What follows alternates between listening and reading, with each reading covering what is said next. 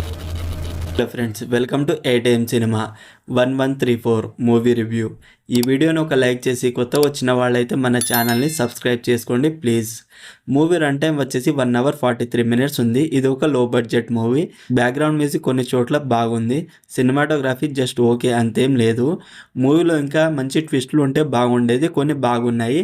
Movie starting just okay, స్లోగానే start అయింది movie అయితే. తర్వాత కొంచెం స్లోగా ఉంది. కొంచెం మంచి ట్విస్ట్లతో వెళుతున్నప్పుడు ఇంట్రెస్టింగ్గా అనిపించే లోపే మళ్ళీ స్లోగా అయిపోయింది మూవీ అయితే.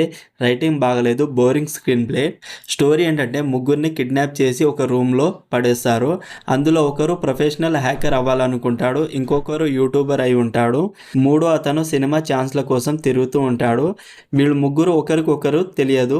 అసలు వీళ్ళు ఏం చేశారు, వీళ్ళని ఎందుకు కిడ్నాప్ చేశారు అండ్ ఇక్కడ నుండి ఎలా తప్పించుకున్నారు అనేదే బేసిక్ స్టోరీ లైన్.